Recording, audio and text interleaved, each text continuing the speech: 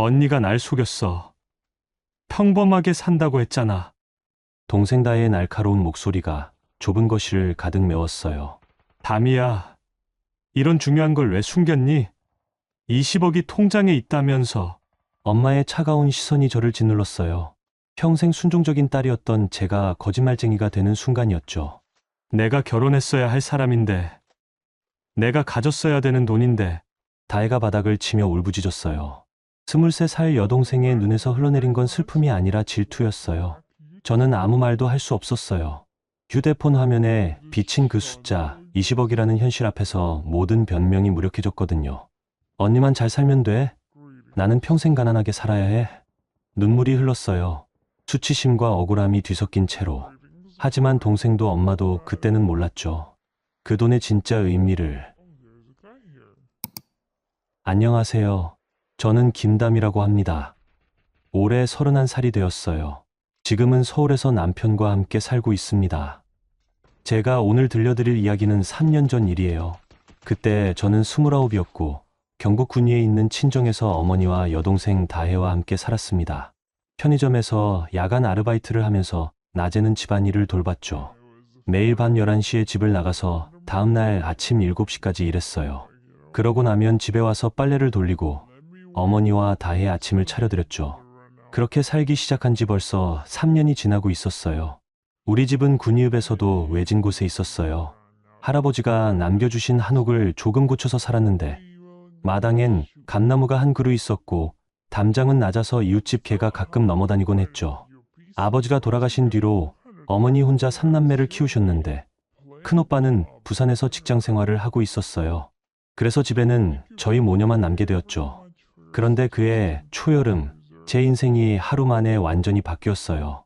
사건의 시작은 다혜의 파혼이었습니다. 그날은 정말 무더웠어요. 장마가 시작되기 직전의 그런 날씨였죠. 공기가 끈적끈적하고 바람도 없었어요. 에어컨이 없던 우리 집 거실에서는 낡은 선풍기만 힘겹게 돌아가고 있었습니다.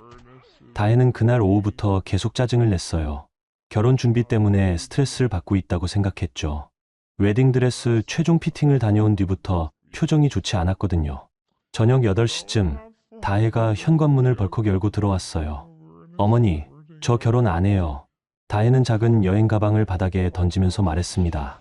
얼굴이 상기되어 있었고 눈가가 빨갛게 부어 있었어요. 어머니는 저녁 설거지를 하던 손을 고무장갑째로 닦으며 돌아보셨죠. 갑자기 무슨 소리냐? 결혼이 이틀 앞인데. 갑자기가 아니에요.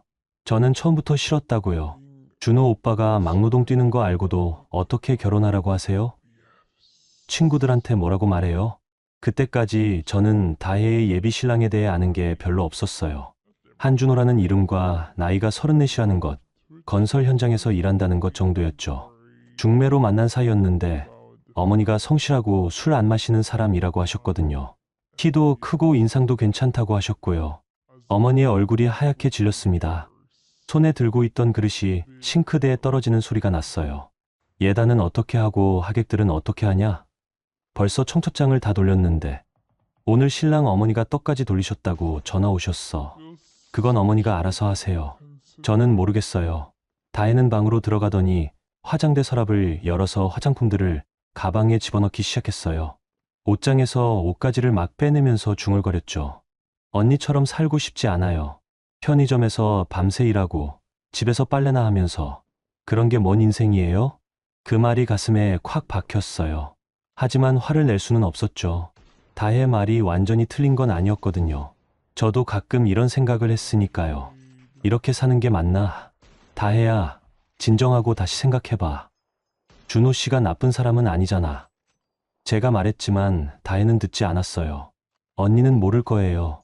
친구들이 뭐라고 하는지. 너 신랑이 막노동꾼이라면서 이런 소리 들으면서 어떻게 살아요? 1시간 뒤 다혜는 정말로 집을 나갔습니다. 서울에 있는 대학교 동기 집으로 간다고 했어요. 어머니는 현관까지 따라 나가서 붙잡으려고 하셨지만 다혜는 택시를 타고 떠났어요. 어머니는 마당 벤치에 주저앉아서 울고 계셨죠. 이걸 어떻게 해야 하나. 창피해서 동네 사람들 얼굴을 어떻게 보고 다녀.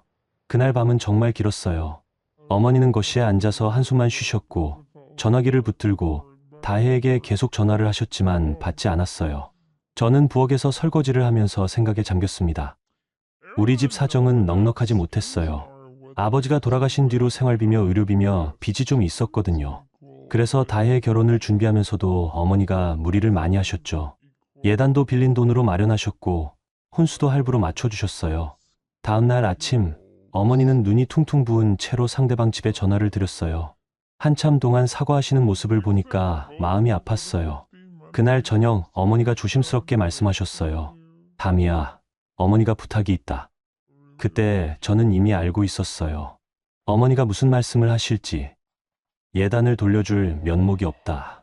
돈도 없고 하객들한테도 창피하고. 그런데 상대 집에서는 날짜를 조금 미루자고 하시는데 혹시라도 말이야. 어머니의 목소리가 점점 작아졌습니다. 내가 대신 들어가주면 안 될까? 준호 씨 어머니가 괜찮다고 하시는데 그 순간 제 머릿속이 하얗게 되었어요. 하지만 놀라지는 않았죠. 어쩐지 이런 일이 벌어질 것 같다는 느낌이 있었거든요. 한준호 씨는 뭐라고 하세요? 만나본 적도 없는 사람이니까 상관없다고. 워낙 급한 상황이다 보니까. 저는 며칠 동안 고민했어요. 정확히 말하면 고민하는 척했죠. 마음속으로는 이미 결정이 나 있었거든요. 어머니의 체면도 있었고 집안 사정도 있었어요. 무엇보다 다른 선택지가 없다는 걸 알았습니다. 결혼식은 일주일 뒤에 치러졌어요. 군위읍에 있는 작은 예식장에서 간소하게 했죠. 하객도 친척들과 동네 어른들 정도였고요. 저는 다혜가 맞춰놓은 웨딩드레스를 입었는데 키 차이 때문인지 조금 컸어요. 거울 앞에 서니까 낯선 사람이 보였습니다. 한준호 씨를 제대로 본 건 그날이 처음이었어요. 키가 훤치하고 어깨가 넓었죠. 까무잡잡한 얼굴에 눈썹이 진했고 눈이 깊었어요. 정장을 입고 있었지만 목과 손이 햇볕에 그을려 있어서 일하는 사람이라는 걸 알 수 있었어요. 그런데 생각보다 차분해 보였어요. 신랑 신부가 마주보고 절을 할 때 그분의 눈을 처음 똑바로 봤어요.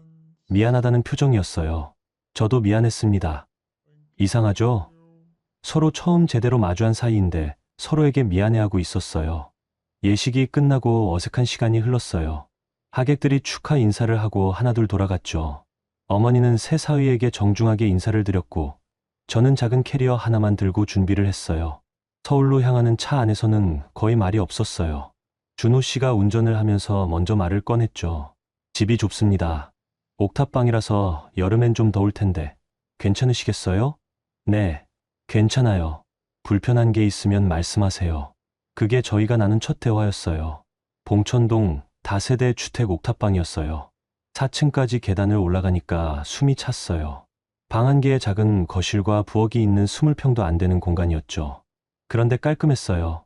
남자 혼자 산 집치고는 정리가 잘 되어 있었어요. 피곤하실 겁니다. 씻고 먼저 쉬세요. 준호 씨는 그렇게 말하고 거실 소파에 앉아서 텔레비전을 켰어요. 저는 방으로 들어가 문을 살짝 닫았죠. 침대에 앉아서 창밖을 봤어요. 서울 야경이 반짝반짝 빛나고 있었어요. 이게 제 새로운 삶의 시작이구나. 그날 밤 잠이 오지 않았어요. 낯선 집, 낯선 사람, 낯선 냄새. 모든 게 어색했죠. 거실에서 들려오는 작은 소리들을 들으면서 생각했습니다. 이 사람과 어떻게 살아야 할까? 사랑은커녕 이름도 제대로 부른 적이 없는 사이인데 새벽 5시쯤 되어서야 겨우 잠이 들었어요. 그리고 아침 9시에 깨어보니까 거실에서 달걀 후라이 냄새가 났어요. 제 새로운 인생의 첫날 아침이 시작된 거죠. 지금 생각해보면 그때가 정말 모든 일의 시작이었어요. 그때는 몰랐죠. 앞으로 어떤 놀라운 일들이 벌어질지, 제 인생이 어떻게 완전히 달라질지. 다만 한 가지는 확실했어요. 더 이상 예전의 김다미로는 살 수 없다는 것 말이에요. 결혼 첫날 밤이 지나고 아침이 되었어요. 그날은 제가 새로운 삶에서 맞는 첫 번째 아침이었죠. 거실에서 달걀, 후라이 냄새가 났어요. 시계를 보니까 9시 반이었어요. 평소 같으면 벌써 일어나서 어머니 아침을 차려드릴 시간이었는데 여기서는 제가 늦잠을 잔 셈이었죠. 급하게 옷을 입고 방문을 열었어요. 일어나셨네요. 아침 드세요. 준호 씨가 식탁에 간단한 아침을 차려놓고 있었어요. 달걀 후라이와 김, 그리고 밥 한 공기씩. 정말 소박한 아침이었죠. 저는 어색하게 앉아서 숟가락을 들었어요. 제가 할 텐데. 괜찮습니다. 원래 혼자 해먹던 거라서 밥을 먹는 동안에도 말이 별로 없었어요. 그분은 뉴스를 보면서 조용히 식사를 하셨고, 저는 이 낯선 공간을 둘러보았어요. 냉장고는 작았고 가스레인지는 두 구였어요. 그런데 깨끗했어요. 설거지가 잘 되어 있고 행주도 깔끔하게 정리되어 있었죠. 오늘부터 출근하십니다. 저녁 7시쯤 돌아올 예정이에요. 네, 알겠어요. 준호 씨가 나가고 나서 저는 혼자 남았어요. 처음으로 이 집을 제대로 살펴볼 수 있었죠. 옥탑방이라서 천장이 경사져 있었고 창문은 작았지만 햇빛이 잘 들었어요. 거실에는 두 사람용 식탁과 낡은 소파가 있었고 작은 텔레비전이 벽에 걸려 있었어요. 부엌을 열어보니까 그릇이 몇 개 없었어요. 냉장고 안에는 달걀, 우유, 김치통 하나가 전부였고요. 밑반찬도 거의 없었어요. 남자 혼자 살던 집이니까 당연하다고 생각했죠. 그런데 문제가 생겼어요. 생활을 시작하려면 장을 봐야 하는데 돈이 없었어요. 정확히 말하면 제 통장에는 편의점에서 받은 월급 잔액 30만 원 정도밖에 없었거든요. 그것도 어머니께 용돈 드리고 나면 얼마 남지 않았고요. 점심시간이 지나서야 용기를 내서 준호 씨에게 전화를 걸었어요. 한참 생각하다가 문자를 보냈죠. 장 보는 돈이 조금 필요한데 20만 원 정도만 빌려주실 수 있을까요? 정말 조심스럽게 문자를 썼어요. 결혼 첫날부터 돈을 달라고 하는 게 부담스러웠거든요. 그런데 생활을 시작하려면 쌀도 사야 하고 밑반찬 재료도 사야 했어요. 냉장고가 너무 비어 있었죠. 20분 뒤에 답장이 왔어요. 알겠습니다. 계좌번호 보내주세요. 저는 계좌번호를 보냈어요. 그리고 10분쯤 지났을 때 휴대폰이 진동했어요. 문자 알림이었죠. 은행에서 온입금 확인 문자였어요. 화면을 봤는데 숫자가 이상했어요. 처음에는 잘못 본 줄 알았죠. 입금 20억 원, 20억. 숫자를 다시 세어봤어요. 0, 하나, 둘, 0이 9개. 맞았어요. 20억 원이 제 통장에 들어와 있었어요. 손이 떨렸어요. 휴대폰을 놓치고 싶을 정도로 떨렸어요. 이게 뭐지? 실수인가? 아니면 누가 잘못 보낸 건가? 급하게 준호 씨에게 전화를 걸었어요. 여보세요? 지금 통장을 확인했는데 입금 내역이 좀 이상해요. 아, 네. 생활을 시작하려면 바닥부터 고쳐야 할 게 많잖아요. 목소리가 평소와 다르지 않았어요. 마치 20만 원을 보낸 것처럼 담담했어요. 그런데 이게 너무 많아요. 20억이 생활 시작하는 돈일 뿐입니다. 다만 한 가지 부탁이 있는데, 네. 이 일은 조용했으면 합니다.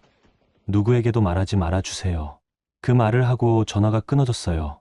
저는 한참 동안 휴대폰을 들고 서 있었어요. 머릿속이 하얗게 비었어요. 20억. 제가 편의점에서 야간 아르바이트를 해서 받는 월급이 120만 원이었어요. 1년에 1,400만 원 정도. 그럼 이 돈은 계산해보니까 어마어마했어요. 100년 넘게 일해야 벌 수 있는 돈이었어요. 소파에 주저앉았어요. 이게 현실인가 싶었어요.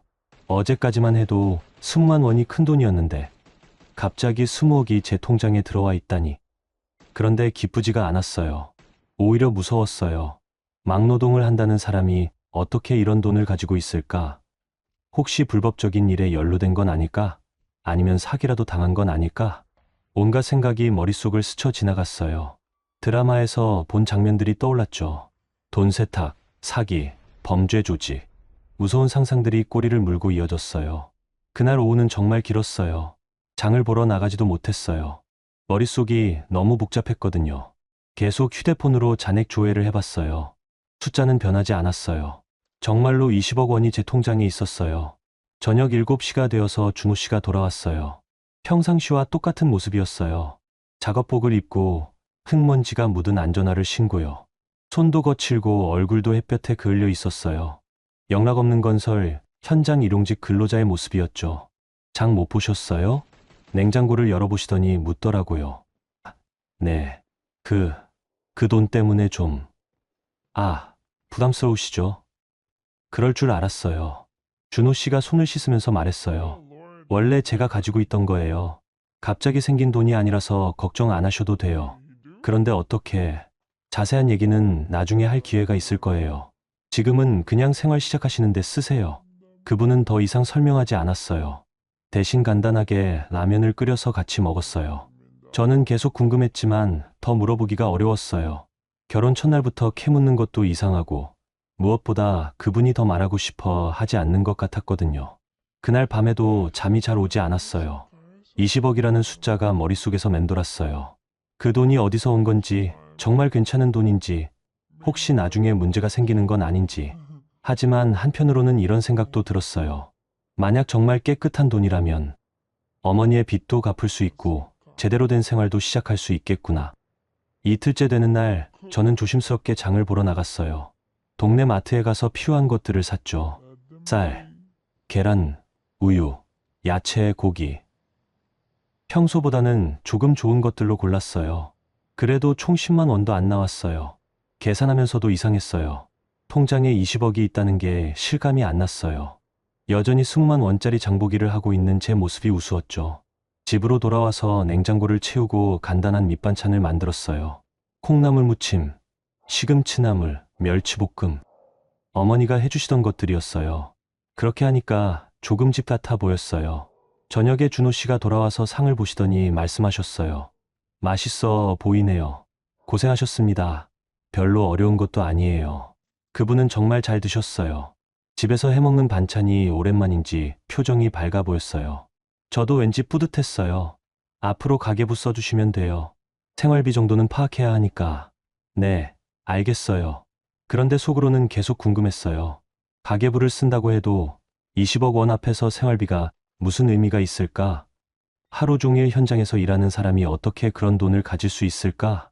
혹시 복권에 당첨된 건 아닐까? 아니면 땅이라도 팔린 건 아닐까?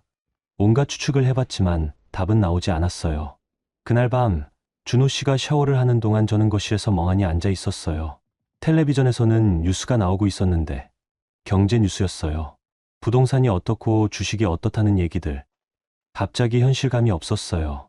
하루 전까지만 해도 30만 원 때문에 고민했던 제가 지금은 20억 원을 가진 사람이 되었다니. 게다가 결혼도 하고 서울에서 새로운 생활도 시작하고 모든 게 꿈 같았어요. 하지만 분명한 건 이 돈에 대한 궁금증은 계속 커져만 간다는 것이었어요. 그리고 언젠가는 진실을 알게 될 거라는 예감도 들었어요. 그때까지는 몰랐어요. 이 돈이 앞으로 얼마나 큰 파장을 일으킬지, 우리 가족에게 어떤 일들이 벌어질지.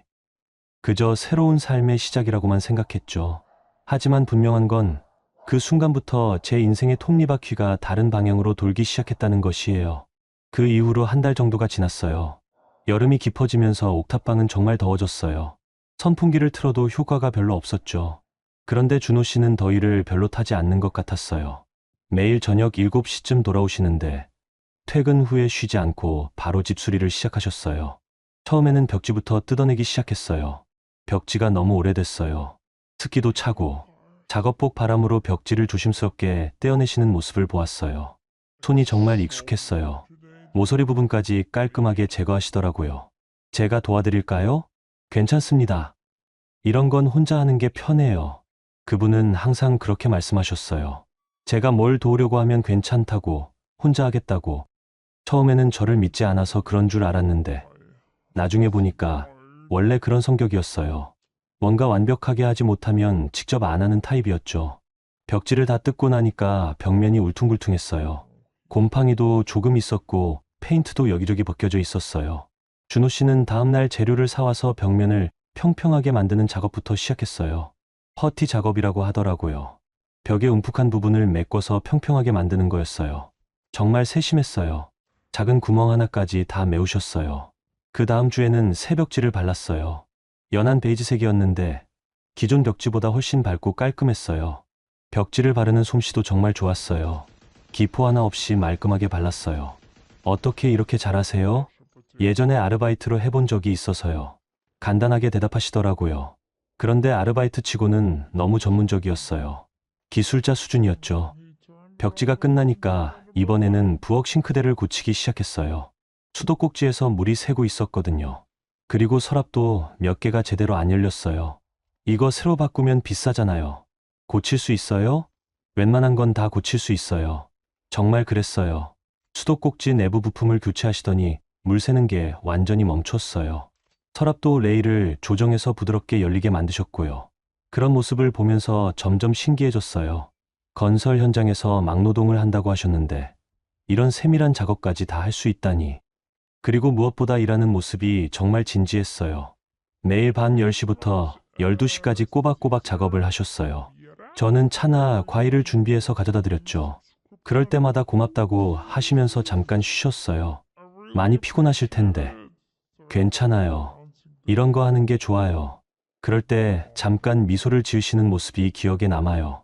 평소에는 무표정한 편이었는데 일할 때만큼은 즐거워 보이셨거든요. 어느 날부터는 작은 선물들이 나타나기 시작했어요. 처음에는 고무장갑이었어요. 설거지용 고무장갑인데 제 손 크기에 딱 맞는 거였어요. 손이 트시더라고요. 이거 쓰세요. 어떻게 제 손 크기를? 대충 봐도 알죠. 그 다음에는 핸드크림이었어요. 설거지를 하고 나서 바르라고 하시더라고요. 향도 좋고 촉촉했어요. 제가 평소에 쓰던 것보다 훨씬 좋은 제품이었죠. 그 다음 주에는 중고 노트북이 나타났어요. 탁 위에 조그만 박스가 놓여 있었어요. 이건 뭐예요? 컴퓨터요. 요즘 시대에 컴퓨터 하나쯤은 있어야죠. 저 이런 거 잘 모르는데. 배우면 돼요. 어려운 거 아니에요. 중고 제품이지만 깨끗했어요.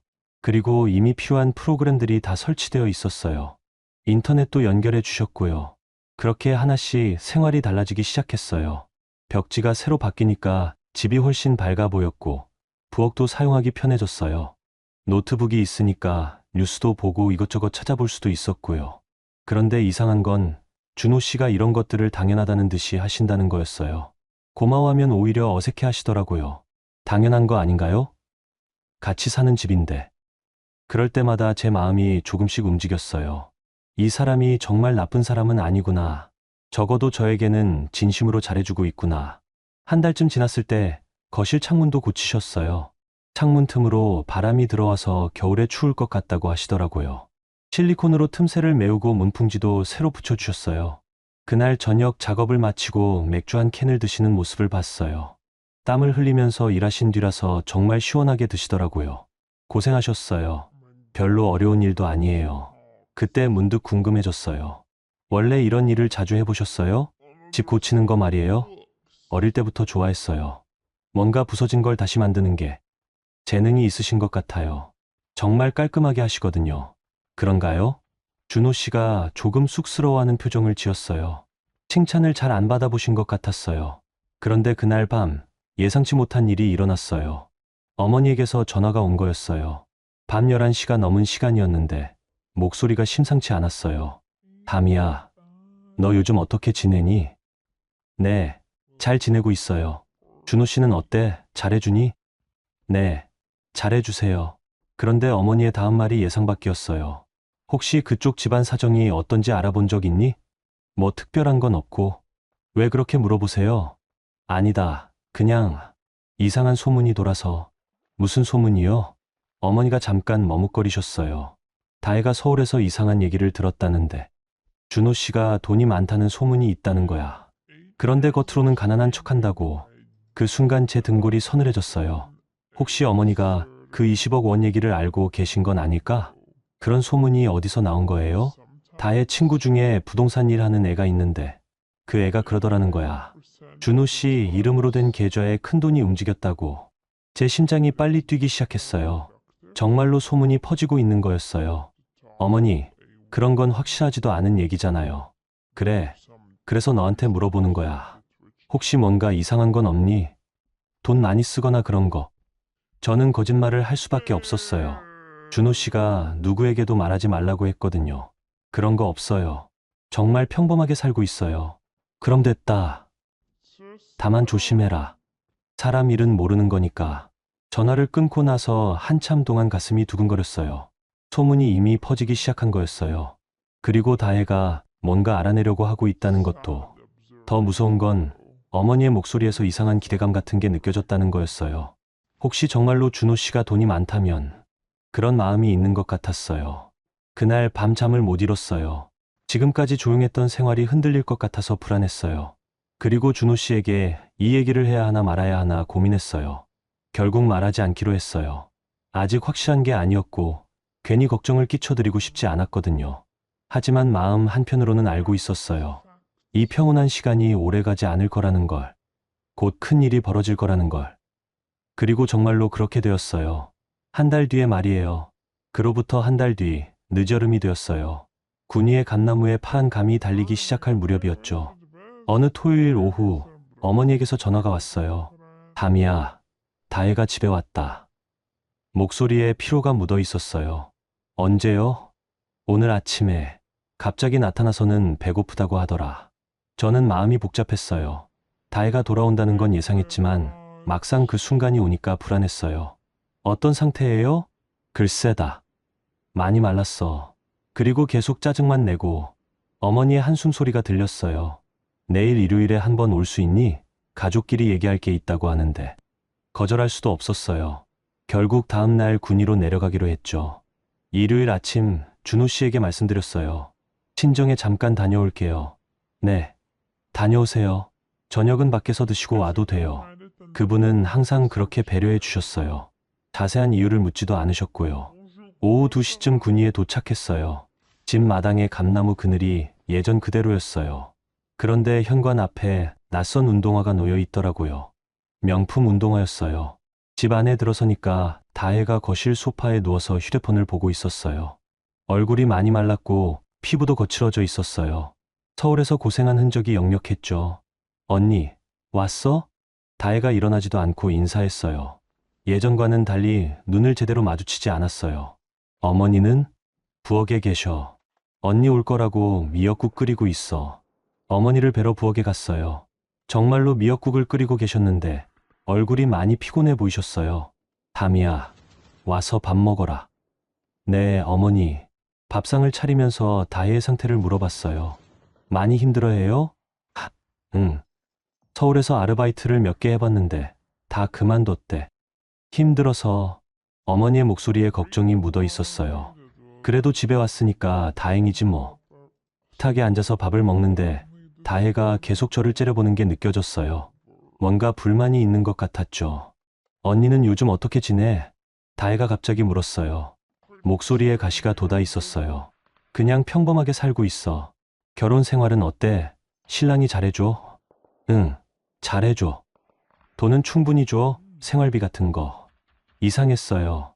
다혜가 왜 이런 걸 자세히 물어보는지.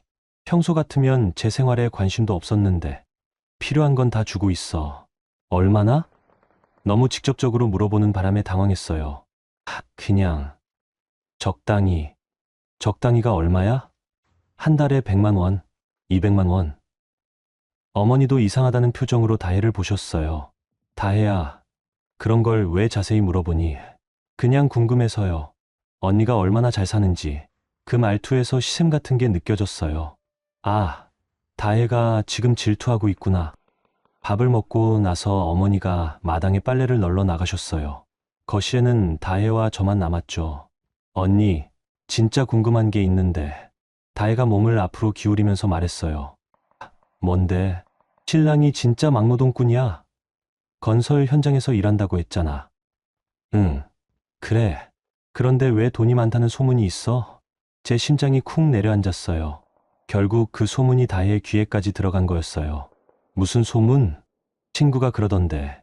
부동산 일하는 친구 말이야. 준호 오빠 이름으로 큰 거래가 있었다고. 다혜의 눈이 번뜩였어요. 뭔가 확신을 가지고 있는 것 같았어요. 그런 건 잘 모르겠어. 우리는 그냥 평범하게 살고 있어. 정말 언니가 거짓말하는 거 아니야? 왜 거짓말을 해? 그때 제 휴대폰이 울렸어요. 문자 메시지였어요. 은행에서 온 잔액 안내 문자였죠.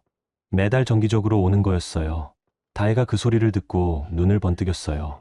언니, 화장실 좀 가고 올게. 저도 마당으로 나가서 어머니를 도왔어요. 빨래를 넣어주고 이런저런 얘기를 나눴죠. 그런데 한 10분 뒤에 어머니가 말씀하셨어요. 다혜가 화장실에 너무 오래 있네. 그러네요. 이상해서 집 안으로 들어갔어요. 화장실은 비어 있었고 다혜는 거실에서 제 가방을 뒤지고 있었어요. 정확히는 제 휴대폰을 만지고 있었어요. 다혜야, 뭐해? 깜짝 놀란 다혜가 휴대폰을 떨어뜨렸어요. 화면이 켜져 있었는데 은행 앱이 열려 있었어요. 언니, 이게 뭐야? 다혜의 얼굴이 하얗게 질려 있었어요. 손가락으로 휴대폰 화면을 가리키면서 떨고 있었어요. 저는 급하게 휴대폰을 주워들었어요. 화면을 보니까 계좌 잔액이 그대로 떠 있었어요. 20억 원이라는 숫자가. 언니, 이거 진짜야? 진짜 20억이야? 다혜의 목소리가 떨렸어요. 믿을 수 없다는 표정이었죠. 다혜야, 이건 언니가 날 속였어. 평범하게 산다고 했잖아. 다혜가 갑자기 소리를 질렀어요. 어머니가 놀라서 뛰어오셨어요. 왜 그러니? 무슨 일이야? 어머니, 언니 봐요. 통장에 20억이 있다고요. 어머니의 표정이 순간 변했어요. 믿을 수 없다는 표정에서 점점 탐욕스러운 표정으로 바뀌었어요. 담이야, 이게 정말이니? 저는 어떻게 대답해야 할지 몰랐어요. 이미 들킬 대로 들켜버린 상황이었어요. 정말이면 뭐고 가짜면 뭐야? 담이야, 이런 중요한 걸 왜 숨겼니? 어머니의 목소리가 높아졌어요. 언니가 내 자리를 뺏어간 거야. 다혜가 울면서 소리쳤어요. 내가 결혼했어야 할 사람이었는데, 내가 그 돈을 가져야 했는데. 다혜야, 진정해. 진정하라고. 언니가 내 인생을 망쳤는데. 다혜의 눈에서 눈물이 흘렀어요. 하지만 그 눈물에는 슬픔보다 분노가 더 많았어요. 내가 먼저 준호 오빠를 만났다고. 내가 먼저. 그런데 내가 싫다고 해서 도망간 거잖아. 그때는 몰랐다고. 이렇게 돈이 많은 줄 몰랐다고. 다혜가 바닥을 치면서 울었어요. 23살 어린 여자아이의 모습이 아니었어요. 탐욕에 눈이 먼 사람의 모습이었죠. 담이야, 이 돈이 어디서 나온 거니? 어머니가 제 팔을 잡으며 물었어요. 그건 저도 잘 모르겠어요. 모른다니. 남편 돈을 모른다고? 준호 씨가 자세히 말해주지 않아서. 그럼 물어봐야지. 이렇게 큰 돈을 왜 숨기고 있어? 어머니의 표정이 점점 달라지고 있었어요. 평소의 자애로운 모습은 온데간데 없고 욕심만 가득한 표정이었어요. 어머니, 이 돈은 저희가 생활하려고 주신 거예요. 생활하려고. 20억을? 이게 말이 돼? 그러니까 저도 이상해서. 담이야, 너는 지금 뭔가 숨기고 있어. 어머니가 제 어깨를 흔들었어요. 진실을 말해봐. 준호 씨가 정말 막노동꾼이야? 아니면 다른 사람이야? 저는 입을 다물었어요. 준호 씨와의 약속을 지켜야 했거든요. 말 안 할 거야? 그때 다혜가 일어서면서 말했어요. 언니, 나 서울 가서 직접 확인해 볼 거야. 뭘 확인한다고? 준호 오빠가 누군지, 정말 어떤 사람인지, 그리고 그 돈이 어디서 나온 건지. 다혜의 눈에 이상한 빛이 돌았어요. 무서운 표정이었어요. 언니가 내 걸 가져갔으니까 나도 내 몫을 찾을 거야. 다혜야, 그러지 마라. 왜요? 언니만 잘 살면 돼요? 나는 평생 가난하게 살아야 해요? 다혜가 방으로 들어가더니 가방을 쌌어요. 금방 나갈 준비를 했어요. 어머니도 같이 가요. 언니 시댁이 정확히 어떤 집안인지 알아봅시다. 어머니가 잠깐 망설이셨어요. 하지만 곧 고개를 끄덕이셨어요. 그래, 한번 가보자.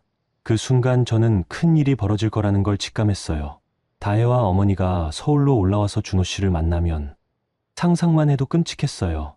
어머니, 다혜야, 제발 이러지 마. 담이야, 너는 이미 충분히 가졌잖아. 이제는 우리도 알 권리가 있어.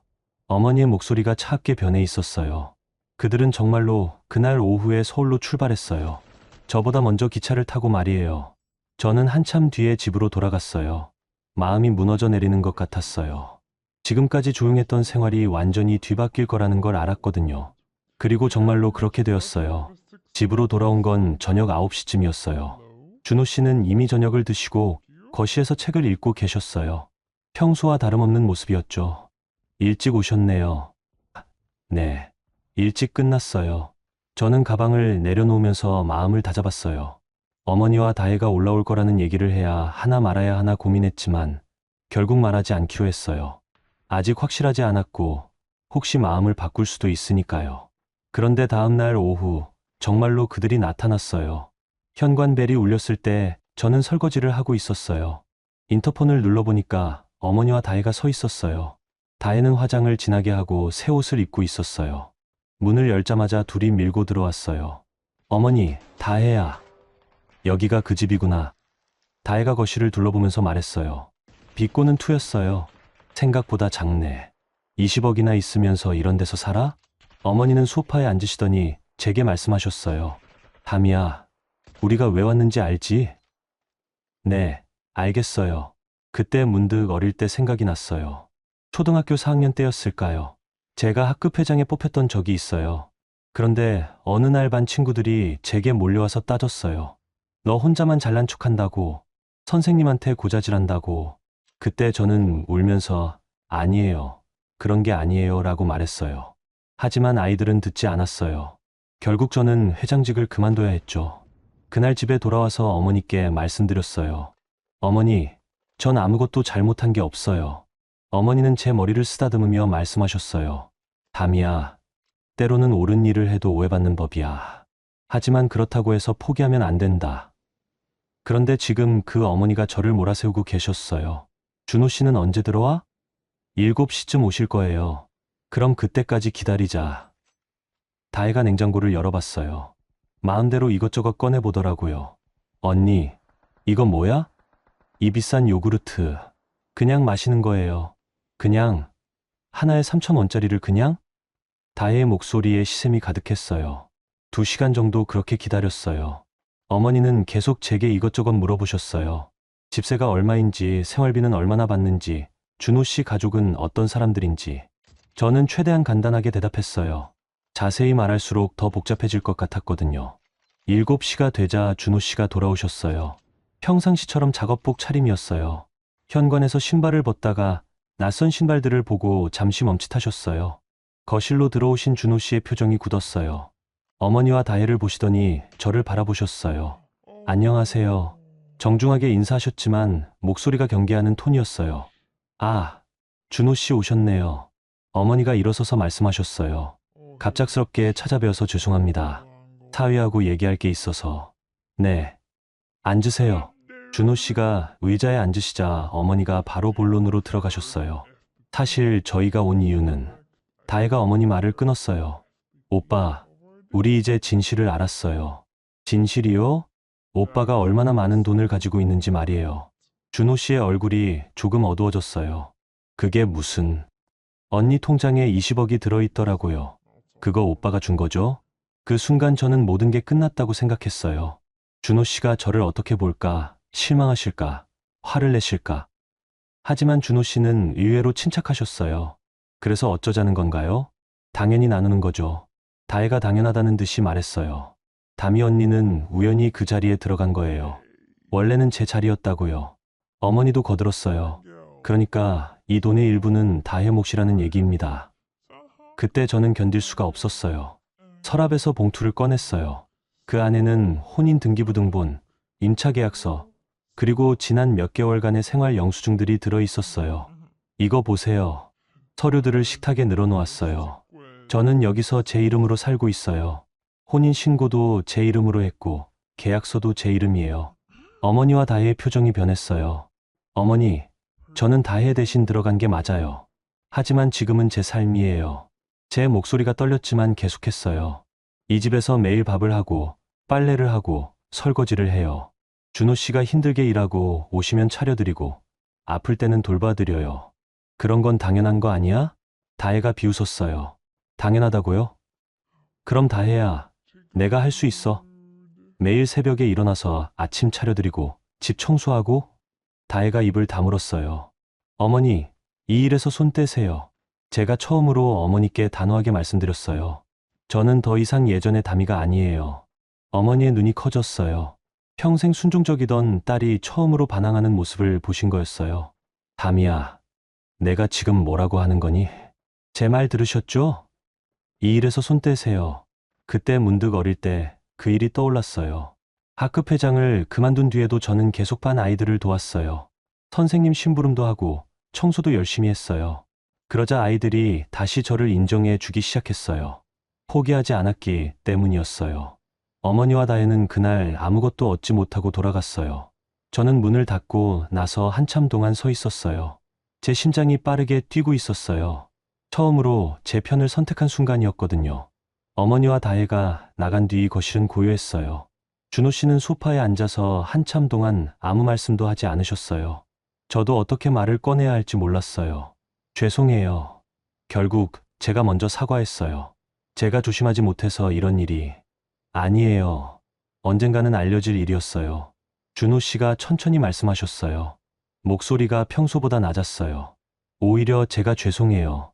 처음부터 말씀드렸어야 했는데. 준호 씨가 일어서서 방으로 들어가셨어요. 한참 뒤에 나오셨는데 작업복을 벗고 정장을 입고 계셨어요. 정말 놀랐어요. 같은 사람이 맞나 싶을 정도로 달라 보이셨어요. 검은색 양복에 흰 셔츠, 넥타이까지 메고 계셨어요. 머리도 깔끔하게 넘기셨고요. 이게 원래 제 모습이에요. 준호 씨가 쓴웃음을 지으며 말씀하셨어요. 앉으세요. 제대로 말씀드릴게요. 저는 소파에 앉았어요. 마음이 두근거렸어요. 드디어 진실을 듣게 되는 건가? 제 외할아버지가 건설회사를 하셨어요. 규모가 꽤 큰 회사였죠. 준호 씨가 차근차근 말씀하기 시작하셨어요. 할아버지가 돌아가시면서 유산을 남겨주셨는데 조건이 있었어요. 조건이요? 35살까지 스스로 살아보라는 거였어요. 남에게 의존하지 말고 제 힘으로 일하면서. 준호 씨가 잠깐 말을 멈추셨어요.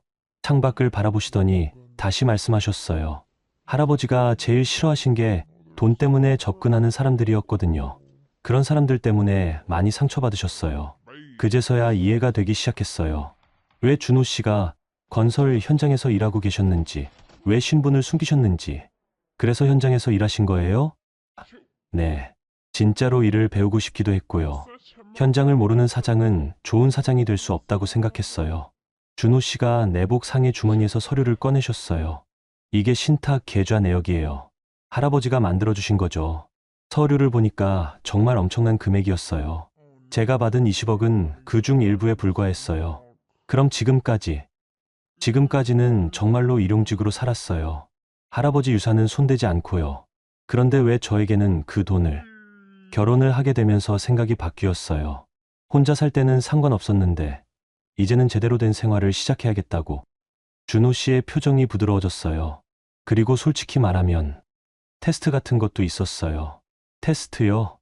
예전에 사귄 여자가 있었는데 준호 씨가 잠깐 머뭇거리셨어요. 처음에는 저를 좋아한다고 했어요.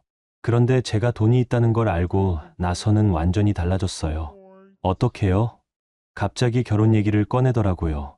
그리고 이것저것 사달라고 하고 제 돈으로 사업을 해보자고도 하고. 준호 씨의 목소리에 씁쓸함이 묻어 있었어요. 그래서 좀 더 조심스러워졌어요. 사람을 믿기가 어려워졌고요. 저는 가슴이 아팠어요. 준호 씨가 왜 그렇게 혼자 있으려고 하셨는지 이해가 됐거든요. 그런데 다미 씨는 달랐어요. 저요. 돈을 준 뒤에도 별로 달라지지 않으셨어요. 여전히 조심스러워 하시고 필요한 것만 사시고. 준호 씨가 미소를 지으셨어요. 그리고 오늘 보니까 정말 제 편이 되어주시는구나 싶었어요. 그 말을 들으니까 제 눈에 눈물이 맺혔어요. 지금까지 이 사람이 얼마나 외로웠을까 생각하니까 마음이 아팠어요. 그럼 앞으로는 어떻게 하실 거예요? 내년이면 35이 되어요. 할아버지와의 약속도 끝나고요.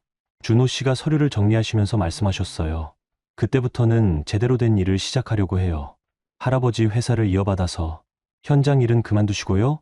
아니요. 현장 일도 계속 할 거예요.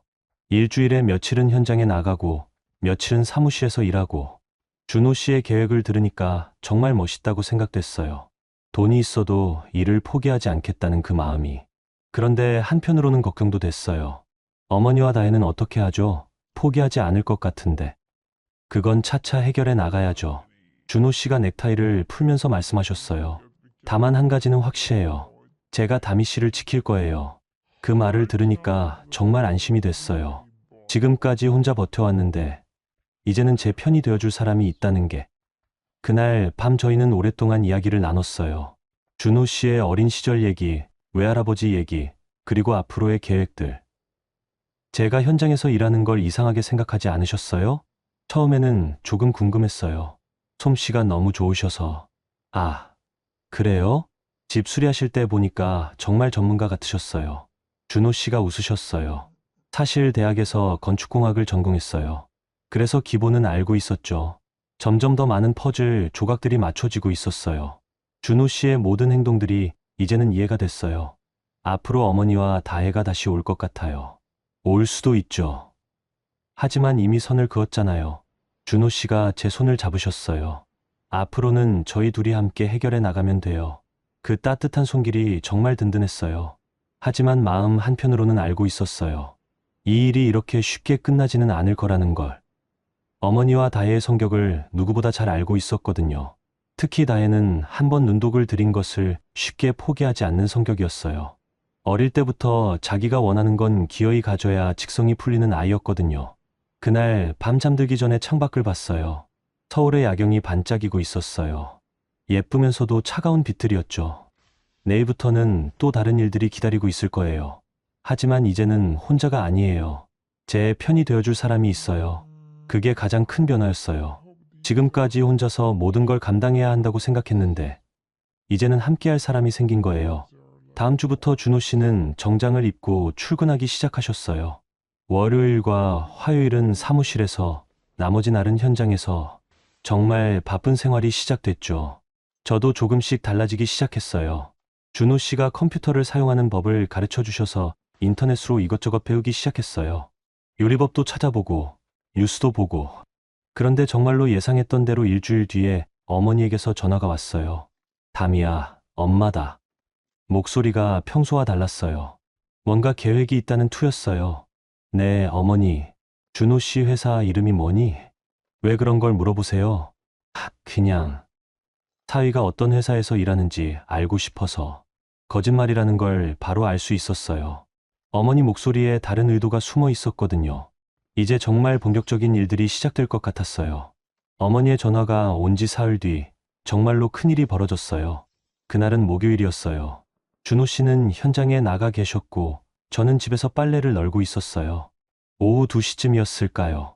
갑자기 현관문이 요란하게 울렸어요. 문을 열어보니까 어머니와 다혜가 서 있었어요. 그런데 이번에는 혼자 오신 게 아니었어요. 낯선 남자 한 분이 함께 계셨어요. 어머니? 들어가자. 어머니가 저를 밀치고 들어오셨어요. 그 남자분도 따라 들어오셨고요. 이분은 변호사님이야. 어머니가 소개해 주셨어요. 50대 정도로 보이는 분이었는데 정장을 입고 서류 가방을 들고 계셨어요. 안녕하세요. 박철민 변호사입니다. 그분이 명함을 내미셨어요. 정말 변호사가 맞았어요. 무슨 일로 오셨는지 앉아서 얘기합시다. 변호사님이 소파에 앉으시더니 서류 가방을 열었어요. 그 안에서 여러 장의 서류를 꺼내셨어요. 이 집의 실제 소유주가 누군지 확인해 보았습니다. 변호사님이 서류를 펼치면서 말씀하셨어요. 한준호 씨의 외할아버지 명의로 된 부동산이 상당히 많더군요. 제 가슴이 철렁 내려앉았어요. 그분들이 정말로 준호 씨에 대해 조사를 한 거였어요. 그리고 신탁 계좌도 확인했습니다. 상당한 금액이더군요. 다혜가 옆에서 거들었어요. 언니, 이제 그만 인정해. 오빠가 얼마나 많은 돈을 가지고 있는지 다 알아냈어. 어머니도 말씀하셨어요. 담이야, 이렇게 큰 재산을 혼자만 가질 수는 없어. 가족인데. 변호사님이 서류를 정리하시더니 말씀하셨어요. 법적으로 보면 상속분할 청구를 할 수 있습니다. 물론 직접적인 상속인은 아니지만 다른 방법도 있고요. 저는 무서웠어요. 정말로 법적인 문제가 될 수도 있다는 생각에. 잠깐만요. 준호 씨한테 연락해서. 아니야. 우리끼리 먼저 정리하자. 어머니가 제 말을 끊으셨어요. 담이야, 너도 이제 철이 들어야 해. 가족이 우선이야. 그때 제가 화가 났어요. 정말로 화가 났어요. 어머니, 가족이 우선이라고 하셨죠? 그렇다. 그럼 왜 다혜가 결혼 도망갈 때는 아무 말씀 안 하셨어요? 그때는 가족이 우선이 아니었나요? 어머니의 표정이 굳어졌어요. 그리고 왜 제가 편의점에서 밤새 일할 때는 관심 없으셨어요? 그때도 가족이잖아요. 다혜가 끼어들었어요. 언니, 그런 건 다른 얘기야. 지금은 돈 얘기를 하고 있다고. 맞아요. 돈 얘기예요. 결국 돈 때문에 오신 거잖아요. 저는 부엌으로 가서 서랍을 열었어요. 그 안에서 통장을 꺼냈어요. 준호 씨가 처음 20억을 넣어준 그 통장이었어요. 이게 뭔지 알아요? 통장을 식탁에 놓았어요. 이 돈 받고 처음 한 일이 뭔지 아세요? 어머니 빚 갚은 거예요. 어머니의 눈이 커졌어요. 1,000만 원. 어머니가 다혜 결혼 준비하면서 빌린 돈 말이에요. 정말로 그랬어요. 20억을 받고 나서 제일 먼저 한 일이 어머니 빚을 갚는 거였어요. 준호 씨도 당연히 그래야 한다고 하셨거든요. 그리고 매달 용돈도 드렸어요. 50만 원씩. 그런데 지금 와서 더 달라고 하세요? 어머니가 말문이 막히신 것 같았어요. 변호사님이 중간에 끼어드셨어요. 그런 건 선물이나 마찬가지고요. 법적으로는 별개 문제입니다. 선물이라고요? 제가 변호사님을 똑바로 봤어요. 제가 그 돈 받고 처음으로 산 게 뭔지 아세요? 쌀이에요. 10만 원짜리 쌀 한 포대. 변호사님의 표정이 조금 어색해졌어요. 그리고 둘째로는 어머니 약값이었어요. 혈압약이랑 관절약. 저는 그동안 참았던 말들을 쏟아냈어요. 저는 그 돈을 제 것이라고 생각한 적 없어요. 가족을 위해서, 생활을 위해서 쓴 거예요. 그때 현관문이 열렸어요. 준호 씨가 예정보다 일찍 들어오신 거였어요. 무슨 일인가요? 준호 씨가 거실을 둘러보시더니 정장 차림의 변호사님을 보셨어요. 안녕하세요. 박철민 변호사입니다. 변호사님이 일어서서 인사하셨어요. 준호 씨는 침착하셨어요. 제가 생각했던 것보다 훨씬 침착하셨어요. 무슨 일로 오셨는지 들어봐도 될까요? 재산 분할에 관한 상담을 하러 왔습니다. 재산 분할이요? 준호 씨가 어머니와 다혜를 번갈아 보셨어요. 혹시 제 재산에 대해서 말씀하시는 건가요? 그렇습니다. 변호사님이 서류를 다시 꺼내셨어요. 고인이 되신 외할아버지의 유산이 상당하더군요. 준호 씨가 그 서류들을 훑어보시더니 고개를 끄덕이셨어요. 맞습니다. 그런데 이건 제 개인 재산인데요. 부인과 혼인신고를 하셨으니까 부부공동재산 아닙니까? 아니요. 준호 씨가 단호하게 말씀하셨어요. 이 재산은 혼인 전부터 제가 가지고 있던 개인 재산입니다. 상속받은 거니까요. 변호사님의 표정이 조금 당황스러워졌어요. 그리고 한 가지 더 말씀드릴 게 있는데.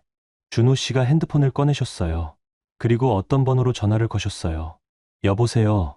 김 변호사님? 네, 한준호입니다. 지금 집에 급한 일이 생겨서요. 잠깐 뒤에 준호 씨가 전화를 끊으시더니 말씀하셨어요. 제 법률 고문이 잠시 뒤에 오실 예정입니다. 어머니와 다혜의 얼굴이 하얗게 변했어요. 그동안 우선 정리해 드릴게요. 준호 씨가 책상에 앉으시더니 차근차근 설명하기 시작하셨어요. 첫째, 제 재산은 모두 혼인 전 상속받은 고유재산입니다. 법적으로 분할 대상이 아니에요. 둘째, 다미 씨께 드린 생활비는 부부간의 정당한 생활비 지급입니다. 셋째, 장모님께 드린 돈들은 모두 증여이고 이미 증여세까지 납부했습니다. 준호 씨가 파일을 하나 꺼내셨어요. 영수증이 다 여기 있어요. 세무서에도 신고했고요. 변호사님이 그 서류들을 보시더니 표정이 어두워졌어요. 그리고 마지막으로 준호 씨의 목소리가 조금 차가워졌어요. 앞으로는 이런 식으로 찾아오지 말아주세요. 저희도 법적 대응을 고려해야겠습니다. 그 순간 정말로 모든 게 끝났다는 느낌이 들었어요. 변호사님이 서류를 다시 가방에 넣으시면서 말씀하셨어요. 오늘은 이만 가보겠습니다. 검토해 볼 게 있어서요. 어머니와 다혜도 일어났어요. 얼굴에 패배감이 역력했어요. 문 앞에서 어머니가 돌아서서 말씀하셨어요. 다미야, 나중에 후회하지 마라. 어머니, 저는 후회하지 않을 거예요. 저는 처음으로 어머니를 똑바로 보고 대답했어요. 대신 어머니가 후회하실 거예요. 딸을 이렇게 내모른 걸. 그들이 나가고 나서 저는 한참 동안 그 자리에 서 있었어요. 준호 씨가 제 어깨에 손을 올리셨어요. 고생하셨어요. 저도 이제 정말로 어른이 된 것 같아요. 그런 것 같네요. 그날 저녁 저희는 오랫동안 이야기를 나눴어요. 앞으로 어떻게 살아갈지, 어떤 관계를 만들어갈지. 가족과 연락을 끊는 게 맞을까요? 그건 다미 씨가 정하실 일이에요. 다만 선은 확실히 그어야겠죠. 준호 씨가 맞았어요. 이제는 선택을 해야 할 때였어요. 다음 날 저는 어머니께 편지를 한 통 보냈어요. 길지 않은 편지였지만 제 마음을 담았어요. 더 이상 돈 때문에 연락하지 말라고. 하지만 정말 필요한 일이 있으면 언제든 도와드리겠다고. 그리고 일주일 뒤 어머니에게서 짧은 답장이 왔어요. 알겠다. 미안했다. 그 네 글자가 전부였지만 충분했어요. 어머니도 이제 이해하셨다는 뜻이었거든요. 다혜에게서는 아무 연락이 없었어요. 하지만 그것도 괜찮았어요. 언젠가는 다혜도 자신의 길을 찾을 거라고 생각했거든요. 그렇게 저희의 첫 번째 위기가 지나갔어요. 하지만 이건 시작에 불과했어요. 앞으로 더 많은 일들이 기다리고 있었거든요. 좋은 일들이 말이에요. 그 일이 있고 나서 겨울이 지나고 봄이 왔어요. 정말 많은 것들이 달라졌어요. 준호 씨는 약속대로 외할아버지의 회사를 정식으로 이어받으셨어요. 하지만 현장 일도 계속하셨어요. 일주일에 이틀은 현장에서 나머지는 사무실에서 일하셨죠. 저도 변화가 있었어요. 준호 씨가 회계 공부를 해보라고 하셔서 학원에 다니기 시작했어요. 처음에는 어려웠지만 점점 재미있어졌어요. 숫자들이 맞아떨어질 때의 그 느낌이 좋았어요. 나중에 회사 일도 같이 하시겠어요? 준호 씨가 어느 날 물어보셨어요. 제가 할 수 있을까요? 충분히 하실 수 있어요. 그리고 저는 다미 씨와 함께 일하고 싶어요. 그 말이 정말 기뻤어요. 같이 꿈을 꿀 수 있는 사람이 있다는 게. 옥탑방도 조금씩 바뀌었어요. 준호 씨가 조금 더 넓은 곳으로 이사하자고 하셨지만 저는 여기가 좋다고 했어요. 처음 저희가 함께 살기 시작한 곳이었거든요. 대신 인테리어를 새로 했어요. 벽지를 다시 바르고 가구도 새로 장만했어요. 같이 고르면서 이야기하는 시간들이 정말 행복했어요. 봄이 깊어갈 무렵 준호 씨가 갑자기 말씀하셨어요. 다미 씨, 결혼식을 다시 올리면 어떨까요? 다시요. 진짜 결혼식 말이에요. 저희가 원하는 방식으로. 처음 결혼식은 급하게 치러서 제대로 된 게 아니었어요. 서로 모르는 상태에서 어쩔 수 없이 한 거였죠. 작게 해도 괜찮아요. 정말 가까운 사람들만. 좋아요. 저는 주저하지 않고 대답했어요. 결혼식은 한 달 뒤에 작은 성당에서 했어요. 하객은 정말 적었어요. 준호 씨 쪽에서는 외할머니와 몇 분의 친척들, 회사 동료들. 제 쪽에서는 아무도 부르지 않았어요. 어머니께는 연락을 드렸어요. 오고 싶으시면 오셔도 된다고. 하지만 답이 없었어요. 다혜도 마찬가지였고요. 조금 서운했지만 괜찮았어요. 진정으로 축하해 줄 사람들만 함께하는 게 더 의미 있다고 생각했거든요. 그날 저는 정말 예쁜 드레스를 입었어요. 준호 씨가 골라주신 거였어요. 순백색이 아니라 연한 크림색이었는데 제게 정말 잘 어울렸어요. 성당은 작았지만 따뜻했어요. 오후 햇살이 스테인드 글라스를 통해 들어와서 바닥에 무지개를 만들었어요. 서약을 할 때 준호 씨가 제 손을 꼭 잡으셨어요. 첫 번째 결혼식 때와는 완전히 다른 느낌이었어요. 이번에는 진짜였어요. 김다미 씨, 사랑합니다. 저도 사랑해요. 처음으로 서로에게 사랑한다는 말을 했어요. 그 순간 눈물이 났어요. 기쁨의 눈물이었어요. 피로연은 성당 근처 작은 레스토랑에서 했어요. 정말 가족처럼 편안한 분위기였어요. 준호 씨 외할머니가 제 손을 잡고 말씀하셨어요. 이 아이가 우리 준호를 잘 받아주어서 고마워요. 제가 더 고맙습니다. 외할머니는 정말 따뜻한 분이셨어요. 처음 만났을 때부터 친딸처럼 대해주셨어요. 그날 밤 집으로 돌아와서 드레스를 벗으면서 생각했어요. 1년 전에 저와 지금의 저는 완전히 다른 사람이 되었다고. 1년 전에는 그냥 버텨내기만 하면 되는 삶이었어요. 편의점에서 밤새 일하고 집에서 빨래하고 그렇게 하루하루 견뎌내는 삶. 하지만 지금은 달라요. 매일이 새로워요. 함께 계획을 세우고 함께 꿈을 꾸고 함께 미래를 만들어가는 삶이에요. 회계 공부도 열심히 했어요. 석 달 뒤에는 자격증도 땄어요. 준호 씨가 정말 기뻐하셨어요. 이제 정말 같이 일할 수 있겠네요. 네, 열심히 할게요. 회사 일을 시작한 건 그 다음 달부터였어요. 처음에는 간단한 회계 업무부터 시작했는데 점점 더 많은 일을 맡게 되었어요. 현장에 나갈 때도 가끔 따라갔어요. 건설 현장은 생각보다 역동적이었어요. 무언가가 계속 만들어지고 있다는 느낌이 좋았어요. 일용직으로 일하시는 분들도 준호 씨를 정말 좋아하셨어요. 사장이 된 후에도 여전히 현장에서 함께 일하시니까 모든 분들이 진심으로 따르셨어요. 사장님은 우리 마음을 아시는 분이야. 한 현장 팀장님이 저에게 말씀하셨어요. 그래서 우리가 더 열심히 하게 돼. 그런 말을 들을 때마다 준호 씨가 자랑스러웠어요. 어머니와는 가끔 연락을 했어요. 안부 정도만 묻는 짧은 통화였지만 그것만으로도 충분했어요. 서로 선을 지키면서 조금씩 관계를 회복해 나가고 있었어요. 다혜는 아직도 연락이 없었어요. 하지만 어머니를 통해 들은 소식으로는 서울에서 취업을 했다고 했어요. 작은 회사였지만 성실히 다니고 있다고 하셨어요. 언젠가는 다혜도 자기 길을 찾겠죠. 그때가 되면 저희도 다시 가족이 될 수 있을 거예요. 그렇게 1년이 더 지났어요. 지금 저는 32살이 되었어요. 준호 씨는 36이고요. 저희 회사도 많이 커졌어요. 직원이 50명이 넘어요. 얼마 전에는 새 아파트로 이사했어요. 옥탑방이 좋기는 했지만 이제는 더 넓은 공간이 필요했거든요. 곧 가족이 늘어날 예정이거든요. 네, 저희에게 아기가 생겼어요. 아직 석 달밖에 안 되었지만 이미 너무 소중해요. 준호 씨는 아기 얘기만 나오면 행복해하세요. 벌써 아기 방을 어떻게 꾸밀지 계획을 세우고 계세요. 아들일까요? 딸일까요? 상관없어요. 건강하기만 하면. 정말 그래요. 성별이 중요한 게 아니에요. 사랑받으며 자라는 게 중요한 거죠. 지금 생각해보면 정말 신기해요. 3년 전 그날 밤, 다혜가 도망가지 않았다면 지금의 저희는 없었을 거예요. 그때는 모든 게 억지로 어쩔 수 없이 시작된 것 같았는데, 지금 보니까 운명이었던 것 같아요. 준호 씨와 저는 정말 잘 맞아요. 조용히 함께 있는 것도 좋고, 함께 일할 때도 좋고, 미래를 계획할 때도 좋아요. 무엇보다 서로를 믿어요. 그게 가장 큰 변화인 것 같아요. 혼자서 모든 걸 감당해야 한다고 생각하며 살았던 예전과는 완전히 달라졌어요. 요즘 가끔 생각해요. 진짜 행복이 뭔지.